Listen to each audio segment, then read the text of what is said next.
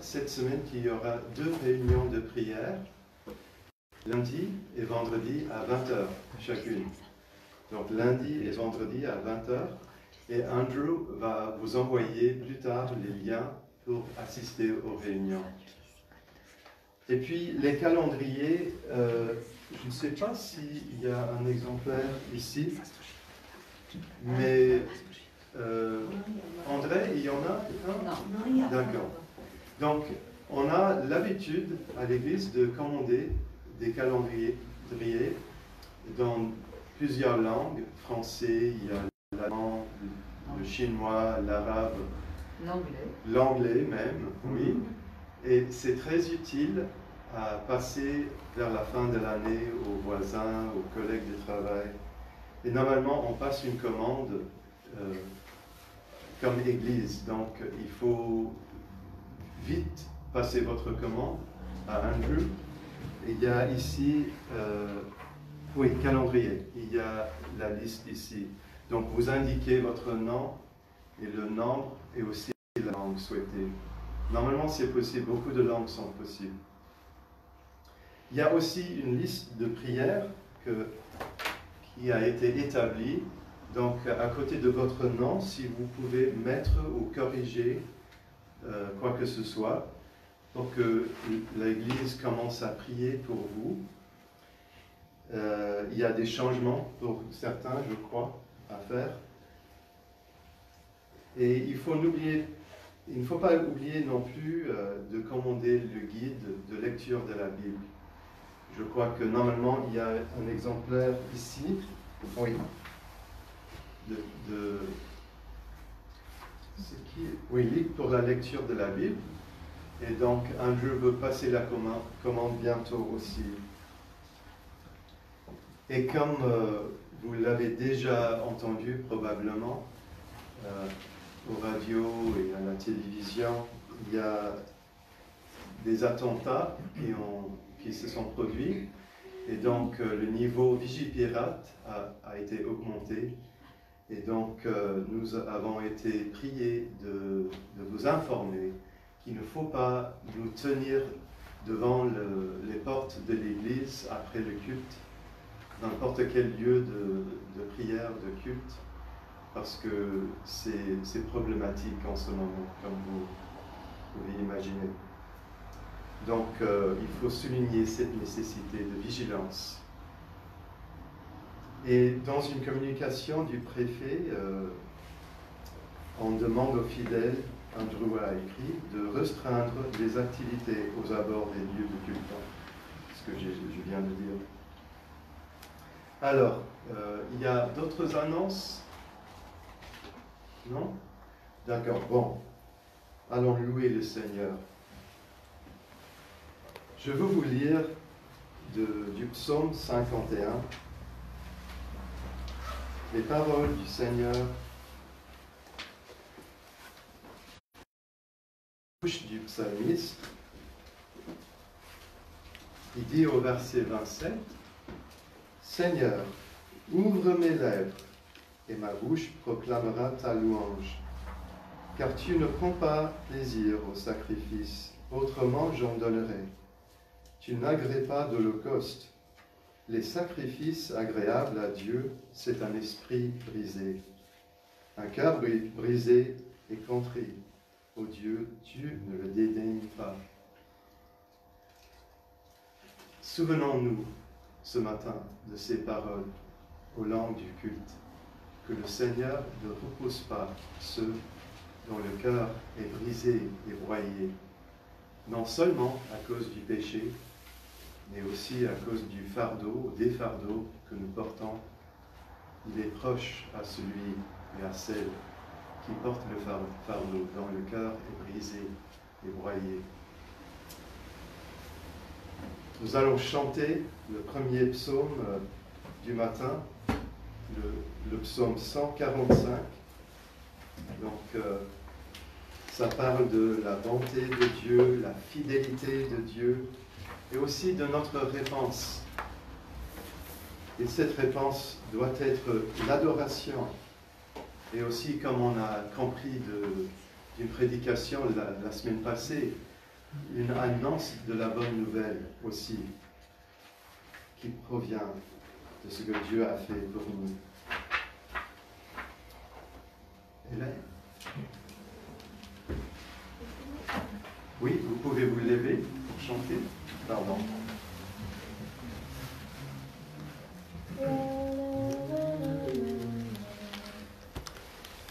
Oh mon Dieu, mon roi, je t'exalterai et je bénirai ton nom à jamais.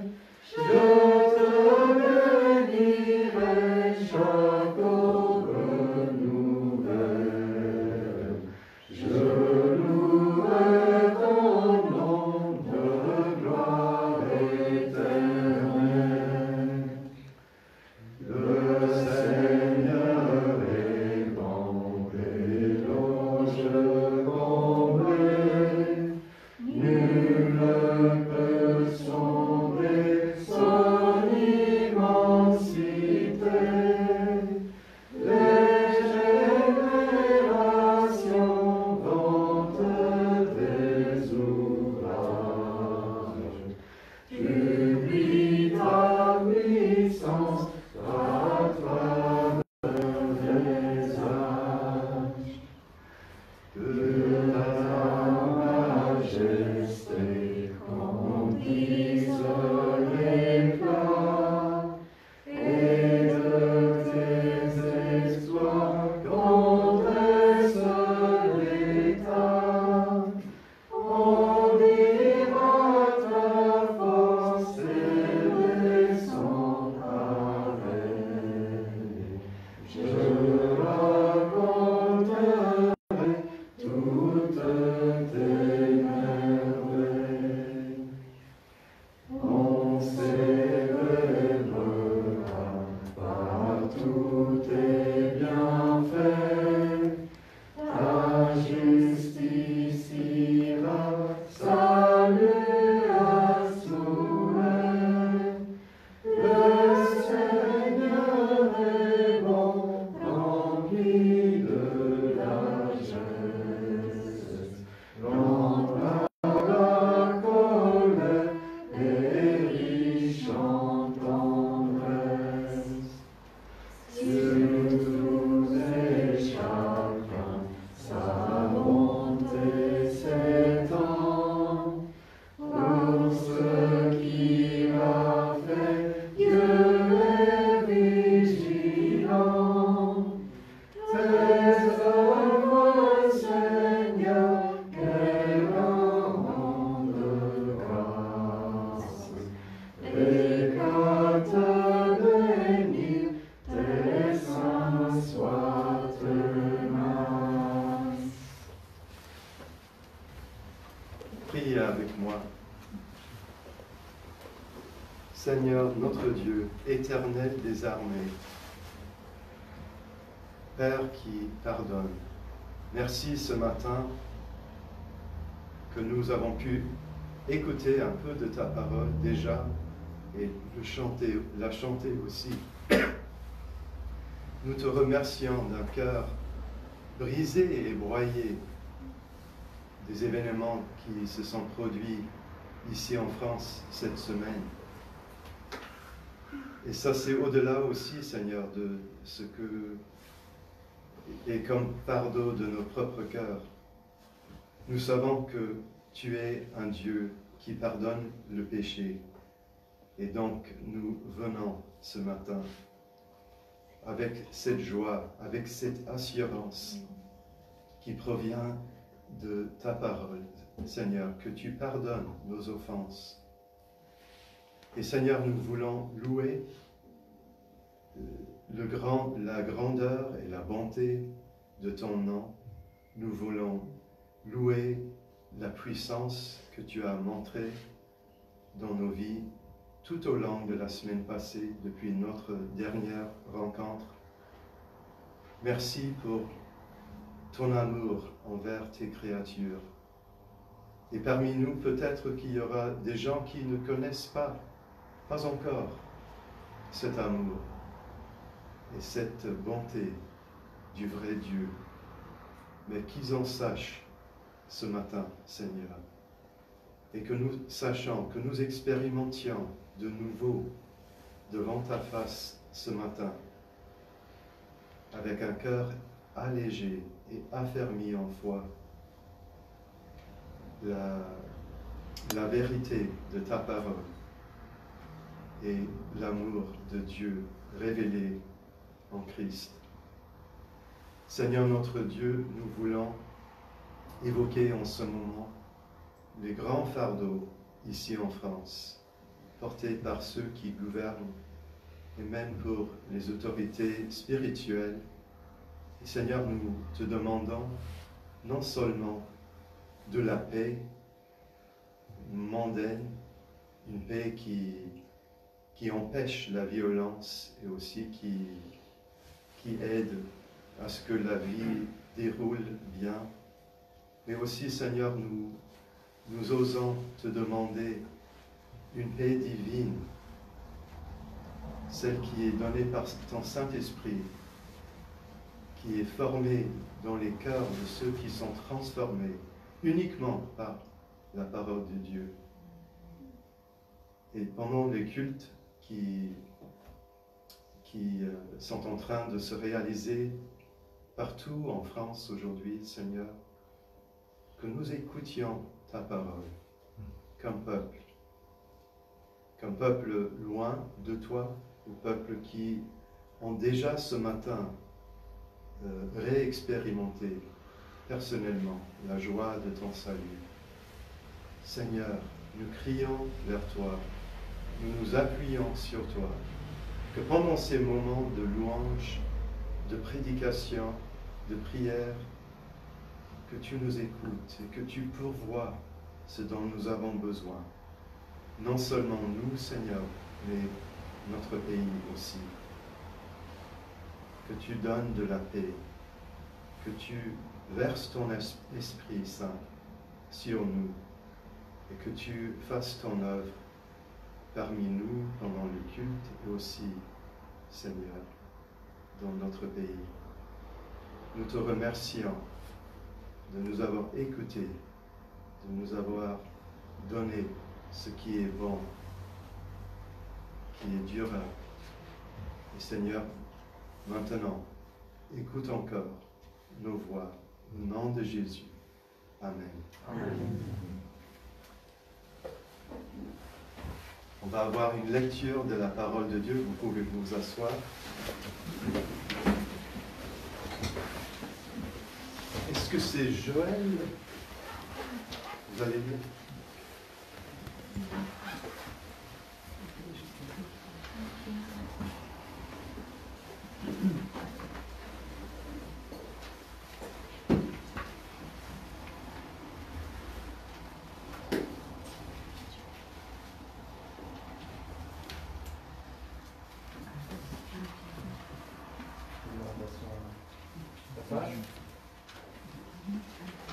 C'est 1 Pierre, tout le chapitre entier, jusqu'au 1 Pierre 2, jusqu'au verset 3. Oui, pour ceux qui nous suivent par YouTube, c'est 1 Pierre, chapitre 1, jusqu'au 1 Pierre 2, verset 3.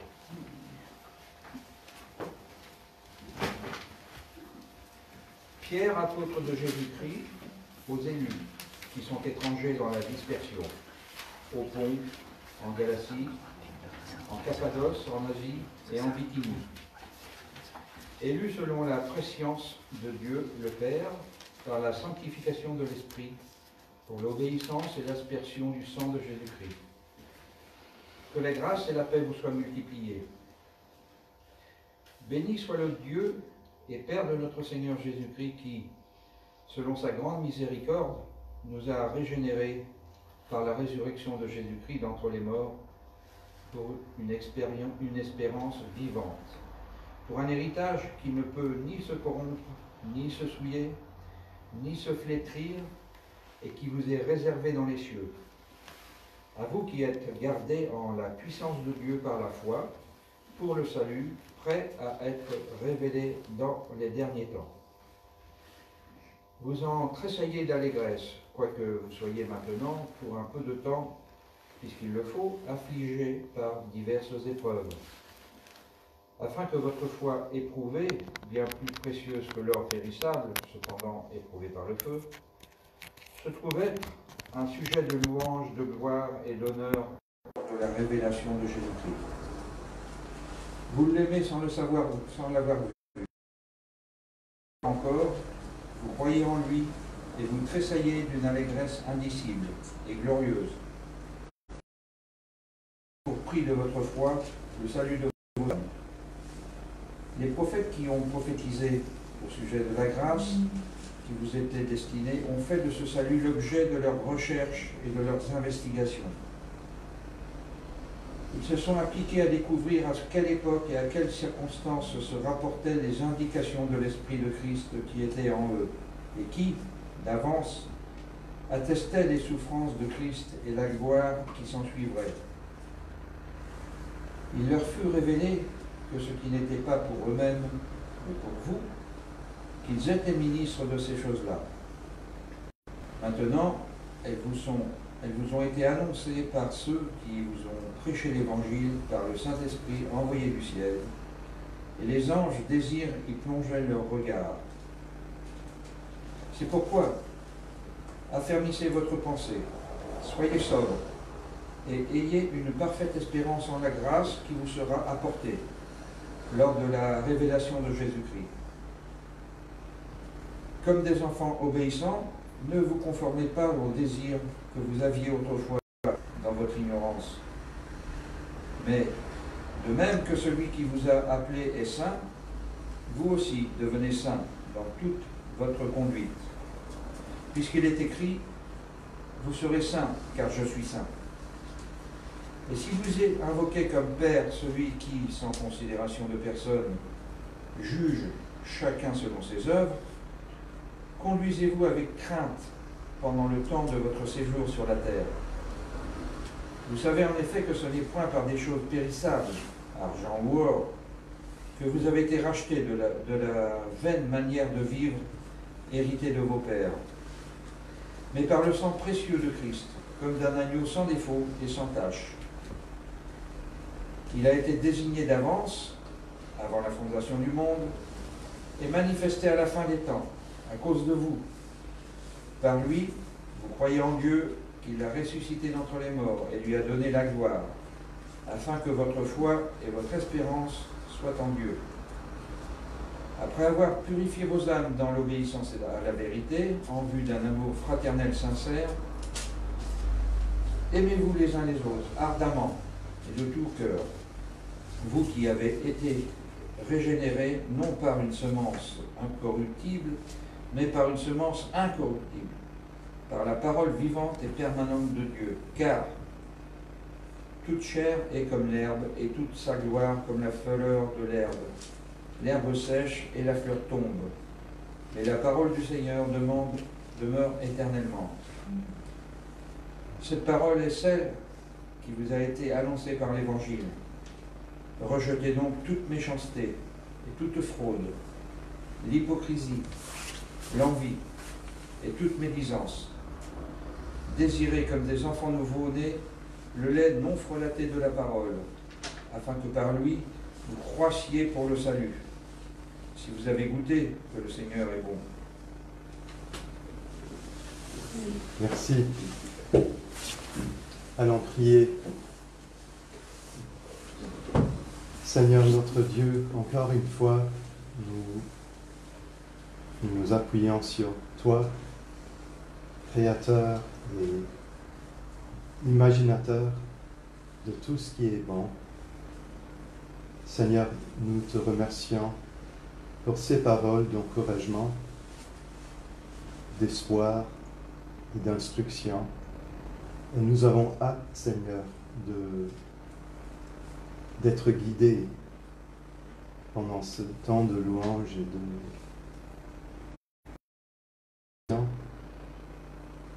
pour que nous puissions continuer à vivre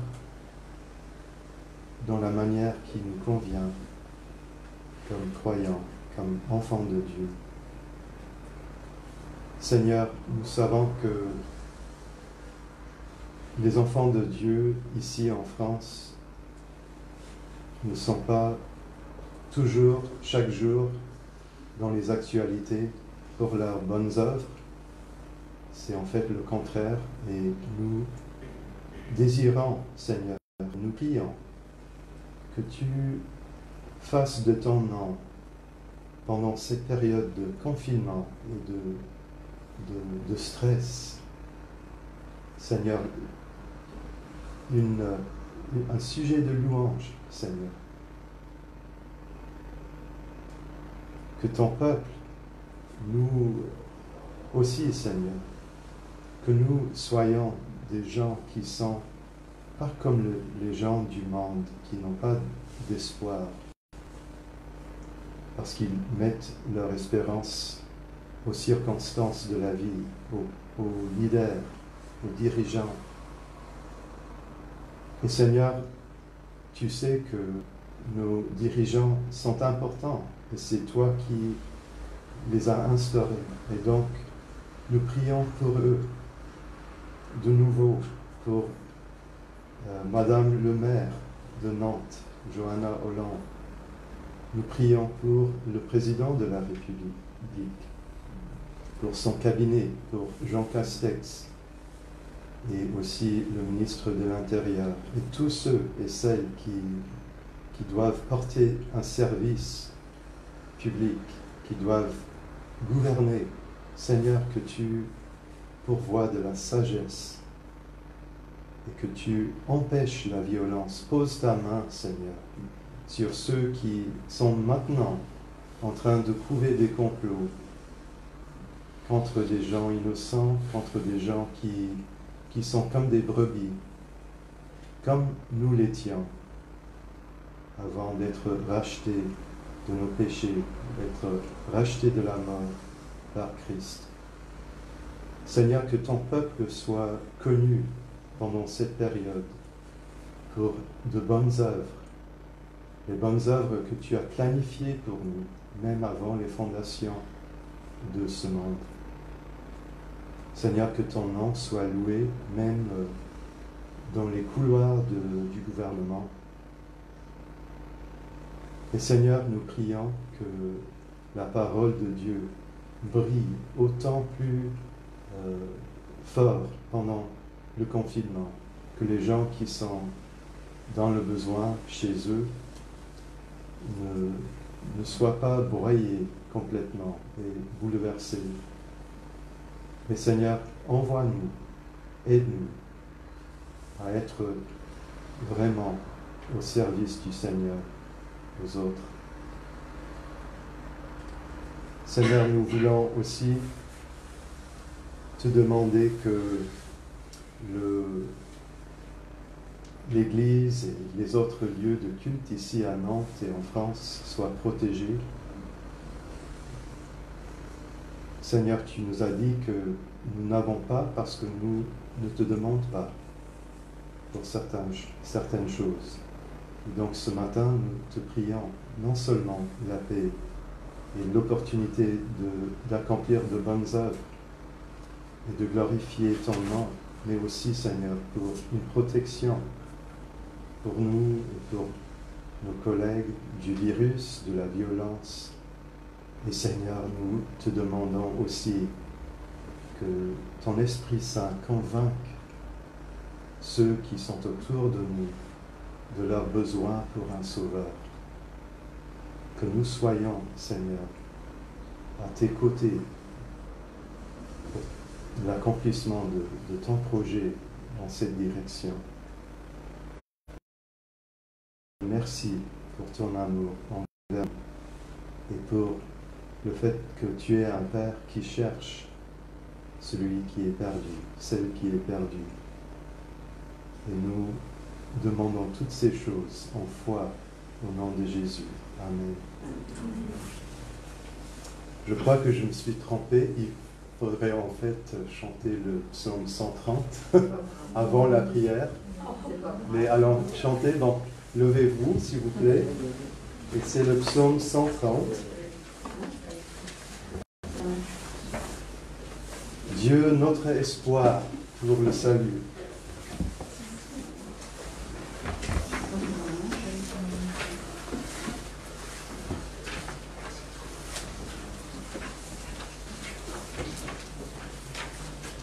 Tous les versets.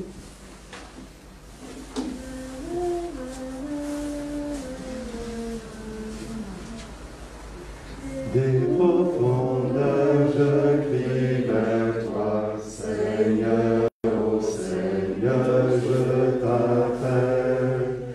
Que l'oreille guettant ma voix, ma prière qui t'interpelle. Seigneur, qui pourra subsister si des péchés tu tiens le compte, mais tu sais si bien pardonner que l'homme appréhende sa honte. Oui, le Seigneur est mon espoir et sa parole je l'implore. Mon âme attend matin et soir, plus qu'un veilleur attend l'aurore. Espérons ton Dieu Israël, qu'après de lui est la tendresse. C'est lui qui rachète Israël de ses péchés avec largesse. Amen. On va prier pour notre visiteur, pasteur visiteur, Gérald. Gérald, vous pouvez venir.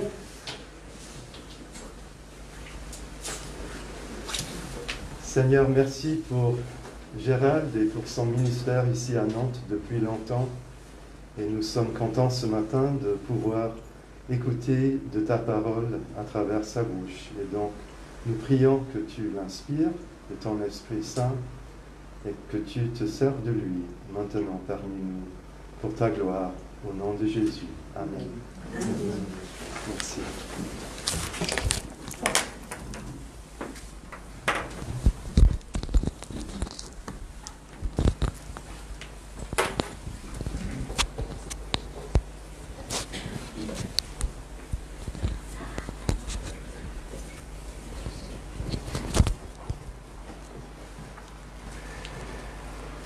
Bonjour à toutes et à tous. Je suis très heureux d'être avec vous ce matin pour partager ce moment de culte. Nous sommes heureux aussi à la Beaujoire d'accueillir Andrew là-bas ce matin pour la prédication là-bas. Donc on fait un échange de chair là aujourd'hui. Et c'est un grand privilège pour nous donc de prendre ces moments avec vous et de les partager ensemble. Oui, nous voilà encore confinés. Quelques heures de répit ce matin pour venir au culte, peut-être. Mais qu'est-ce que cela vous fait? De nouveau un confinement. Ça pourrait soulever toutes sortes de questions, toutes sortes de réactions qui remontent à la surface.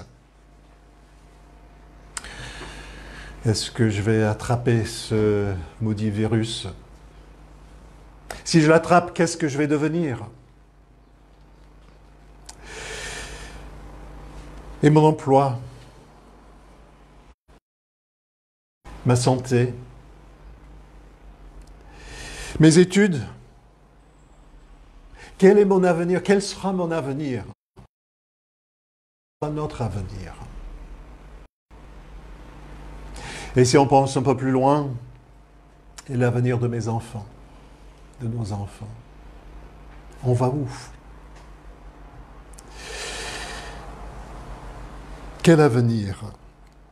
La vie devient de plus en plus difficile, de plus en plus compliquée tout autour de nous. La décapitation d'un enseignant, Une tuerie dans une église à Nice. Un prêtre fusillé à Lyon. Qu'est-ce qu'on devient? Si ce n'est pas le virus, est-ce que c'est le terrorisme qui va nous avoir? Pas facile de vivre dans un monde où on se sent de plus en plus en danger, de plus en plus menacé, où notre foi est de plus en plus contestée, attaquée, méprisée. Pierre, dans le texte que nous avons lu ce matin, 1 Pierre chapitre 1, nous parle, écrit à des croyants qui étaient dispersés. Dispersés dans différentes régions de l'actuelle Turquie. Ces croyants étaient dans des situations difficiles. Il les appelle des étrangers, ou selon certains exégètes, on peut y voir aussi cette notion d'exilés derrière ce mot. Des étrangers exilés, dispersés dans ce pays qui est actuellement la Turquie. Leur contexte, n'est peut-être pas si différent, finalement, du nôtre. Différents passages de cette lettre nous indiquent nous font entrevoir qu'il y a une sorte de méfiance générale de la foi de ces chrétiens, de la foi chrétienne en général. Peut-être une persécution plus ou moins organisée. La foi des chrétiens n'était pas la bienvenue sur la place publique. Leur vie était difficile, compliquée, difficile sur le plan moral, sur le plan spirituel, mais probablement aussi sur le plan matériel et économique. Peut-être pourriez-vous vous identifier à ces étrangers ou ces exilés. Pour ceux d'entre nous qui travaillent dans l'éducation nationale ou dans l'administration, vous devez faire très attention à ce que vous dites, même jusqu'à ce que vous portez. Vous n'êtes pas libre de témoigner de votre foi là où vous voulez. Le programme scolaire pour ceux qui sont dans l'enseignement, de plus en plus contre les valeurs chrétiennes. Vous êtes dans l'obligation d'enseigner des choses que vous n'y croyez pas. Les étudiants peut-être sont obligés d'absorber de plus en plus d'idées, de valeurs qui sont directement opposées à leur foi chrétienne. Les jeunes qui désirent vivre l'enseignement biblique concernant le mariage, les relations sexuelles sont de plus en plus ridiculisées.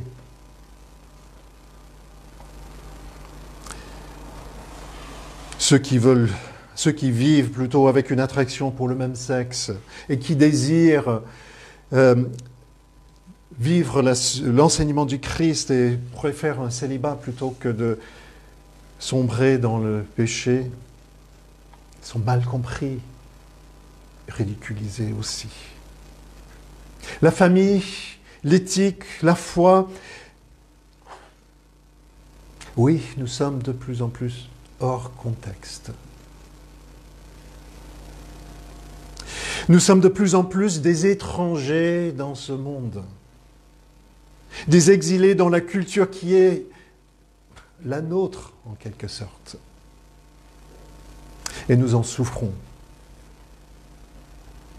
Notre voix est rejetée.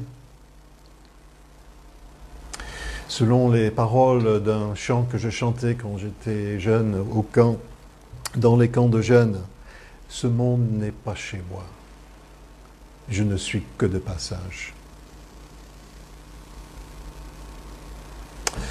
Comment alors vivre dans un tel contexte? Pour vivre dans un monde déchu, Pierre nous invite dans ce texte à fixer notre espérance sur le but de notre salut, c'est-à-dire l'héritage éternel en Christ. Pierre va nous parler plus en détail plus tard dans cette lettre de tous les aspects très concrets de la vie de tous les jours. Mais d'abord, il va nous présenter le grand. Dans les versets 3 à 12, et c'est surtout là cette section-là qui va retenir notre attention ce matin. Cette grande histoire de Dieu qui est déclinée en 3 temps. Le passé de notre espérance, le présent de notre espérance et le futur de notre espérance. Seulement, au lieu de les prendre dans cet ordre-là, cet ordre, moi je l'aurais pris dans présent, futur, Pierre il va le prendre dans... Commencer le futur. Un petit peu comme ce bouquet final d'un feu d'artifice. Et c'est là où il commence. Dans les versets 3 à 5, Pierre nous parle de notre espérance glorieuse pour l'avenir, un héritage éblouissant.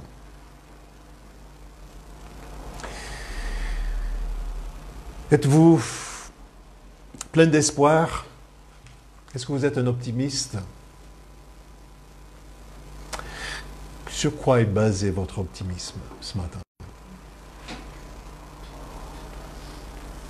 Dans les versets 3 et 4, Pierre nous donne le but de ce salut qui est en Christ. Ce salut que Dieu a procuré en Jésus-Christ lorsque Jésus est mort sur la croix à notre place. Pour nous sauver, oui, pour nous sauver de l'enfer. Cet enfer que nous méritions. Mais ce n'est pas simplement parce qu'il a eu pitié de nous qui nous a sauvés. C'est pas comme nous qui pourrions avoir pitié de ce pauvre Rome, par exemple, qui se met devant notre église là tous les dimanches faire l'aumône. Ce n'est pas la pitié que Dieu avait envers nous.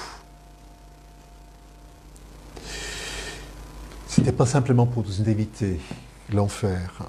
Dieu veut nous purifier et nous permettre de vivre une vie après la mort dans sa présence pour toute l'éternité.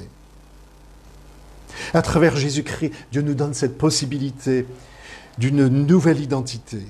Nous sommes des fils et des filles de Dieu, avec un nouveau passeport estampillé ciel.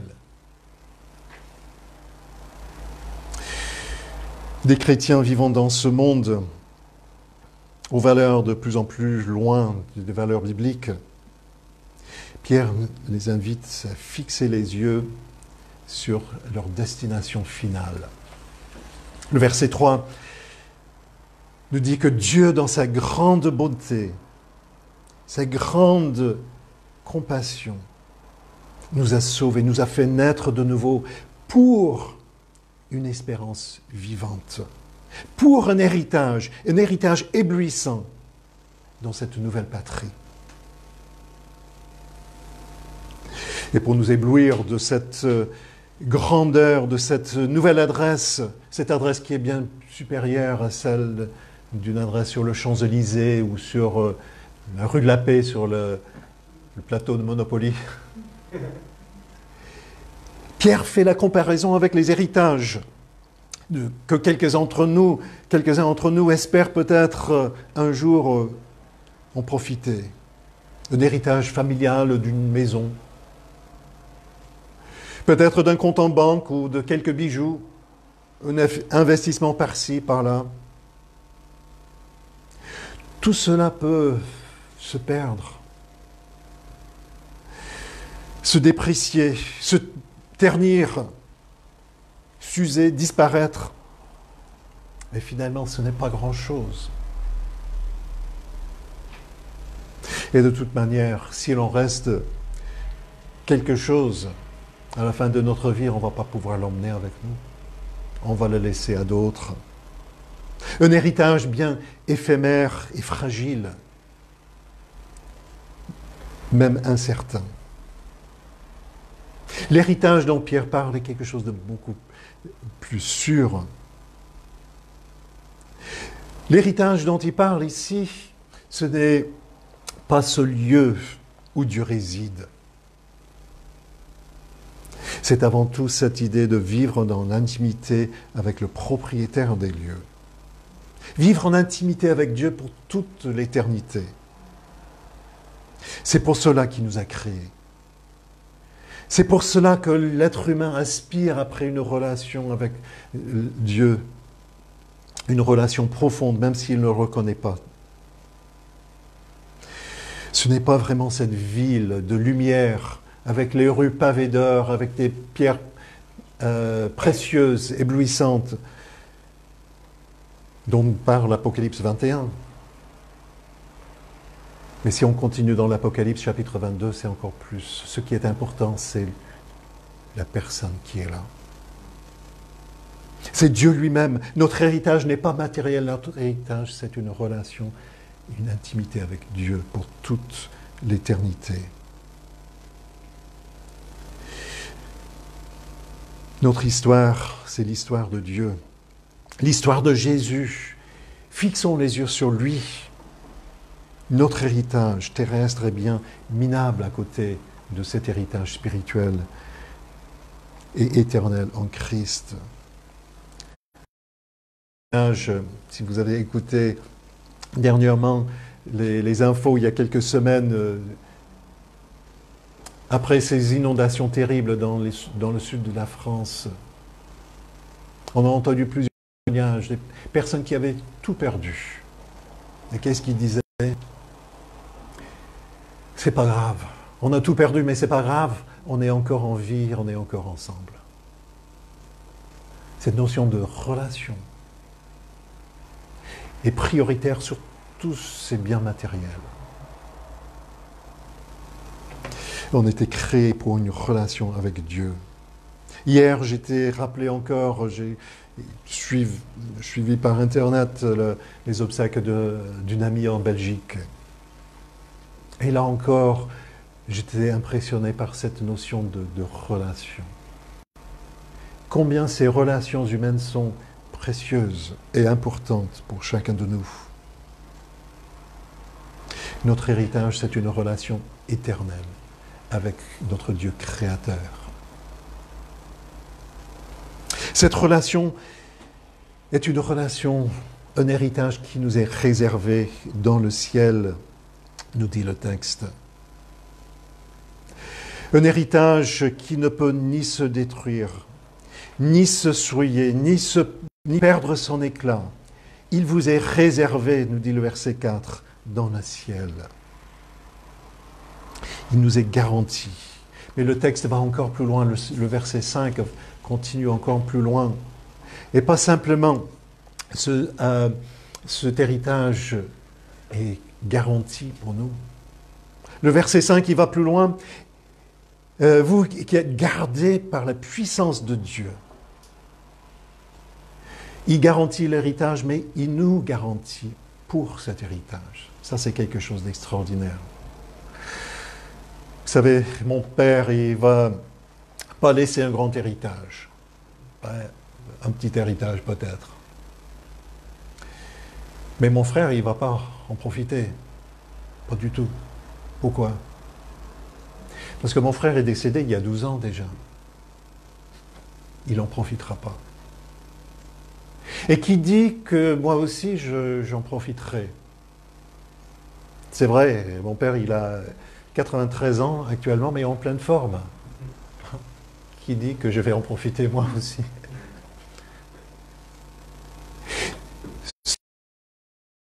Dieu nous garantit pour cette. C'est pas simplement un héritage qui est garanti, mais c'est lui qui nous garantit pour cet héritage. Il nous protège, il nous assure, il va nous garder pour que nous puissions profiter, bénéficier de cet héritage. Et ça, c'est quelque chose d'extraordinaire. Aucune assurance vie sur cette terre pourrait le faire pour nous. Et puis si on continue dans le texte, la deuxième partie de ce texte après avoir parlé de le futur de cet héritage, il va nous parler dans les versets 6 à 9 de cette espérance joyeuse pour le présent. Une joie transcendante. Le verset 6 nous dit « Ce qui fait votre joie, même si maintenant, puisqu'il le faut, vous êtes pour un peu de temps attristés par diverses épreuves. » C'est cet héritage qui fait votre joie. L'attente de cet héritage qui fait votre joie, même si pour l'instant vous êtes touché par diverses épreuves. Je pense que j'exagère pas quand je propose que chacun ici, nous vivons tous une souffrance ou une autre. Nous souffrons tous d'une manière ou d'une autre. Chacun a ses épreuves. Certes, ce n'est pas facile d'être un étranger dans un pays qui est censé être le nôtre. Mais au-delà de cela, avec ce confinement, nous vivons de nouveau un certain isolement. Et ça, pour beaucoup, ce n'est pas facile à vivre. Certains parmi nous luttent en plus avec la maladie. D'autres avec une situation professionnelle très compliquée, douloureuse, pénible. D'autres souffrent de la solitude, là où d'autres manquent de tranquillité. Certains sont dans des situations relationnelles conflictuelles. Certains souffrent d'un manque de sommeil. Certains souffrent d'un manque de travail. Beaucoup souffrent d'incertitude face à l'avenir,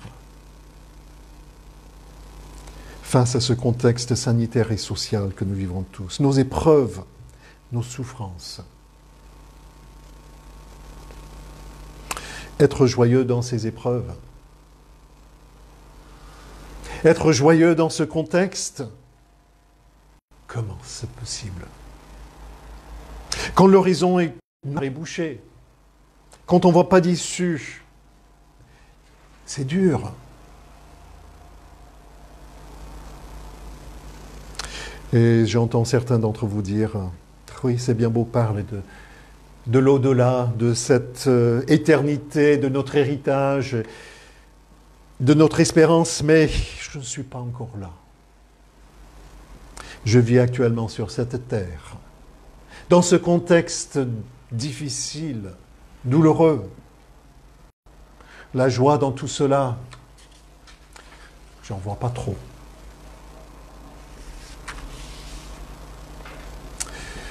Peut-être ce qu'on appelle le paradoxe de Stockdale pourrait nous aider un petit peu dans cette réflexion. James Stockdale était un officier très haut gradé dans les Marines américains pendant la guerre au Vietnam. Une guerre atroce que les Américains auraient très bien oublié complètement. James Stockdale a passé 7 ans à être torturé, à être grelotté dans des prisons vietnamiennes. Il en est sorti en 1973. Là où d'autres de ses co-détenus n'ont jamais pu sortir vivants. Et dans une interview avec l'auteur qui a rendu un petit peu ce principe célèbre, on lui demande, mais qui en est sorti de ces prisons? Et Stockdale, il répond, c'est facile. Ce sont les optimistes qui ne sont pas sortis. Les optimistes étaient ceux qui disaient « Ah, on sera libre à Noël ». Et Noël passa. Bon, on sera libre à Pâques. Et Pâques passa. On sera libre à Thanksgiving. Et Thanksgiving passa. Et de nouveau Noël. et ils sont morts d'un cœur brisé. Selon le paradoxe de Stockdale, l'optimisme sans le réalisme est tout aussi fatal que le réalisme sans espoir. Je répète, l'optimisme sans réalisme est tout aussi fatal que le réalisme sans espoir. Il faut autant de réalisme que d'espérance. Et l'un sans l'autre est fatal dans les deux sens. Pierre l'avait compris.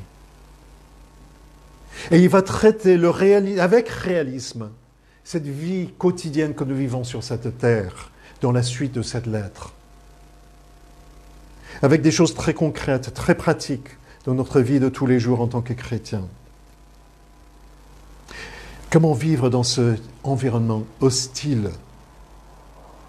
Mais il insiste dans un premier temps sur l'importance vitale de cette espérance vivante que nous avons en Christ.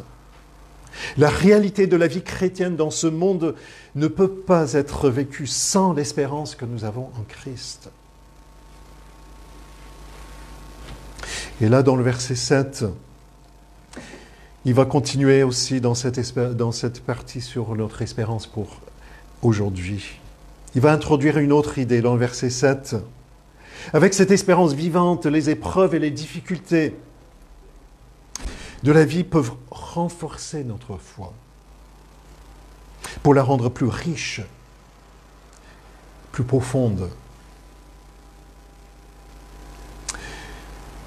Nous avons dans notre assemblée à la Beaujoire Jean, un frère qui était greffé du rein depuis plus de temps maintenant. Une souffrance pour lui. Il a vécu des souffrances dans sa santé à travers les années. Mais une souffrance qui est pour lui aussi un chemin de mieux connaître la grâce et la puissance de Dieu. Et écoutez son témoignage, vous verrez. Dieu a renforcé sa foi à travers toutes ces épreuves dans sa vie. Dieu peut utiliser ces épreuves pour renforcer notre foi, pour la rendre plus précieuse que l'or. D'autres dans cette salle pourraient sans doute témoigner de comment la souffrance les a rapprochés de Dieu aussi. Comment cette souffrance leur a permis un approfondissement de leur foi lorsqu'ils se sont abandonnés totalement à Dieu. C'est aussi comme ces équipiers de haute montagne qui vainquent ensemble le sommet de la montagne, tous ces défis de la montagne. Ils s'en sortent soudés et complices plus que jamais à travers ces épreuves ensemble. C'est ça donc Pierre parle ici. Ce n'est pas l'idée de trouver quelques joies morbides en souffrant, une sorte de pénitence. C'est le fait de garder en vue, sur l'horizon, notre héritage. Pour que cette espérance devienne pas simplement une espérance vivante, mais une espérance vivifiante. C'est en gardant en vue pendant l'épreuve, cette espérance dont parlent les versets 3 à 5, que notre foi sera raffinée pour produire quelque chose de pur, éclatant et précieux. Si vous voulez une foi plus solide, plus vraie, plus vivante, ne méprisez pas les épreuves. Affrontez-les avec les yeux rivés sur le Christ, et cela produira la joie de savoir qu'il fait corps avec vous dans cette épreuve. Et bientôt vous le verrez face à face. Il devient ainsi lui-même de plus en plus précieux chaque jour de l'épreuve. Et puis, après avoir parlé de l'espérance du futur, l'espérance pour le moment, Pierre, il va nous parler dans cette troisième section, les versets 10 à 12, de notre espérance préparée depuis toute l'éternité, une histoire grandiose, le passé.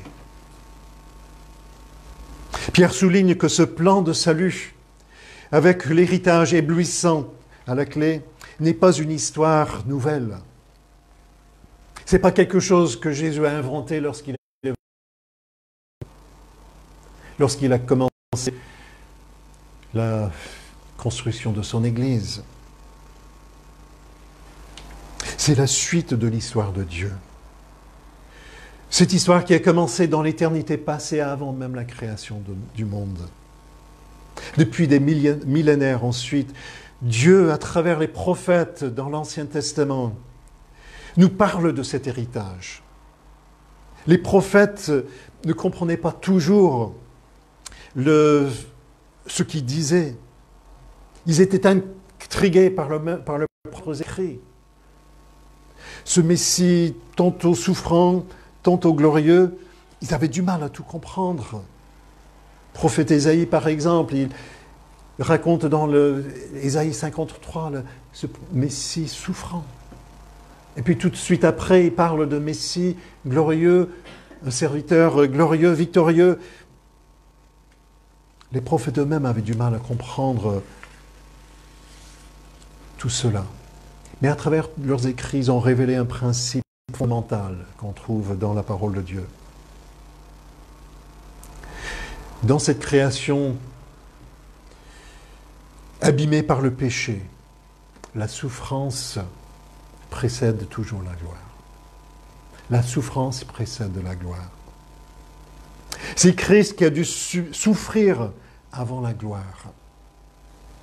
En tant que ses disciples, nous suivons aussi dans ses traces. Jésus nous rappelle, le disciple n'est pas plus grand que le maître, mais tout disciple bien formé sera comme son maître. Notre souffrance n'est pas fortuite. Notre souffrance n'est pas gratuite. Dieu se sert de la souffrance pour fortifier notre foi, pour nous aider à mieux le connaître et pour nous préparer pour une meilleure appréciation de notre héritage éternel dans les cieux pour toute l'éternité. Dans son omniscience, dans sa sagesse infinie, il a tout préparé à l'avance. Et il veut se servir de tout ce que nous vivons pour notre bien. Si vous ne comprenez pas tout,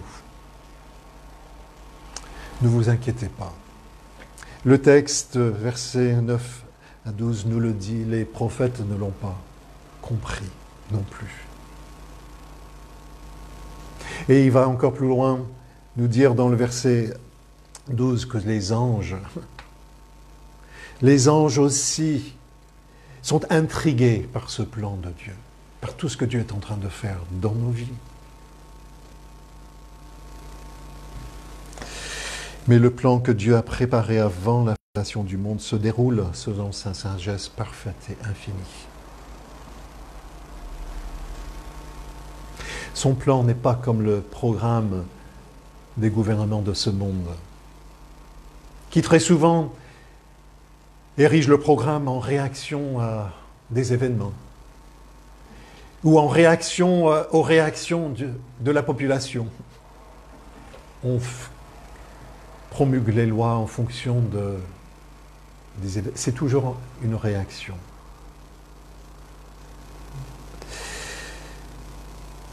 Dieu, il a préparé son plan depuis avant la création du monde et il est en train de dérouler son plan en toute sagesse.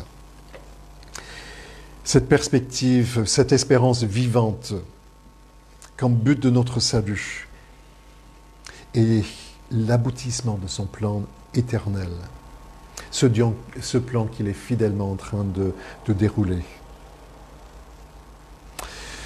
Chers amis, le monde dans lequel nous vivons est de plus en plus compliqué. Notre avenir sur cette terre est de plus en plus incertain.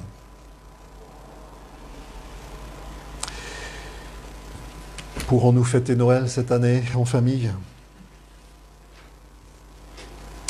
Où sera la prochaine attaque terroriste? Ici à Nantes.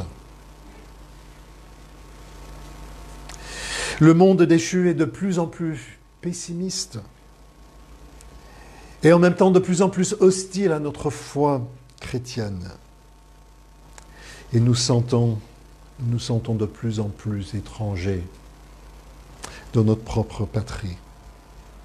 Nos valeurs chrétiennes n'ont plus cours sur la place publique. Alors, comment vivre? Ou comment survivre? Pierre s'adresse à ceux qui sont nés de nouveau dans le verset 3, ceux qui sont régénérés ou nés de nouveau. Il parle à des citoyens du ciel.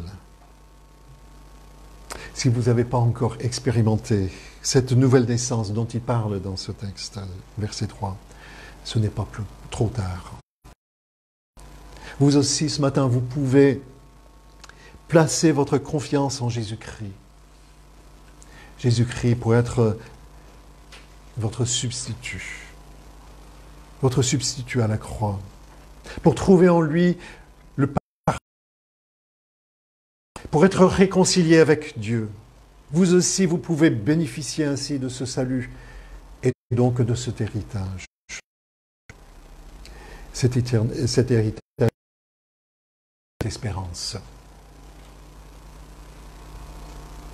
Si vous êtes né de nouveau à travers la résurrection de Christ, comme dit le verset 3, vous êtes vous aussi un exilé, un étranger, un voyageur, un réfugié. Comme l'indique dans le verset 1 de notre chapitre. Vous êtes comme tous ces réfugiés qui subissent tant de souffrances pour arriver dans notre pays. Mais la France, avec tout le respect que nous devons à notre patrie, n'est pas l'Eldorado tant recherché ou tant espéré par ces réfugiés. Pour vivre dans ce monde déchu, déréglé et sans espoir, Pierre nous invite à lever les yeux et à fixer notre cœur sur notre Eldorado, notre héritage, Christ lui-même. Et Christ lui-même nous donne cet exemple dans l'Épître d'Hébreux, chapitre 12, verset 2. Il nous dit, en échange de la joie qui lui était réservée, parlons de Christ, en échange de la joie qui lui était réservée, il a souffert la croix, méprisant la honte qui s'y attachait et s'est assis à la droite de Dieu, en échange de la joie qui lui était réservée. Christ, il avait les yeux fixés au-delà de la croix, au-delà de la souffrance, des souffrances de cette terre. Il avait les yeux fixés sur l'éternité. Et c'est ça qui l'a permis à endurer la croix. Les souffrances du moment présent sont peu de choses comparées à votre héritage et la gloire à venir. Alors que dans la suite de sa lettre, Pierre va nous donner, comme j'ai déjà dit, des conseils très pratiques pour comment vivre cette espérance dans un monde hostile. Il commence sa lettre en nous invitant à comprendre notre histoire, notre destin extraordinaire. Une histoire ancrée dans le plan de Dieu de l'éternité passée. Une joie transcendante pour les épreuves du présent et un héritage éblouissant pour toute l'éternité à venir. Pour vivre dans un monde déchu, Dieu nous invite à fixer nos regards, nos cœurs sur le but de notre salut, cet héritage éternel en Christ lui-même. Mais je ne sais pas si vous avez remarqué dans le texte où nous avons sauté les premières paroles de ce texte. Les premiers mots du verset 3.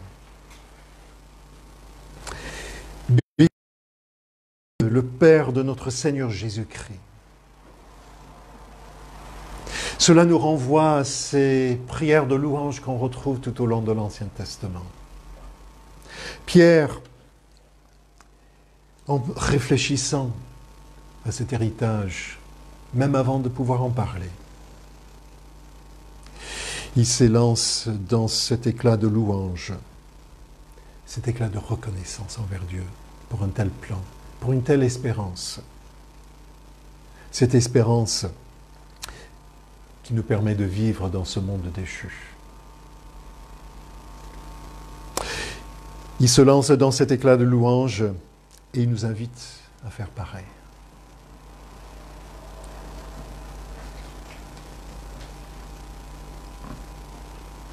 Qui nous donne cette même attitude de reconnaissance, de fixer nos regards sur lui. Nous allons prendre juste quelques instants maintenant de prière où chacun peut librement prier, élever sa voix devant Dieu, en reconnaissance pour un tel héritage, une telle espérance, ou peut-être pour venir tout simplement, tout humblement,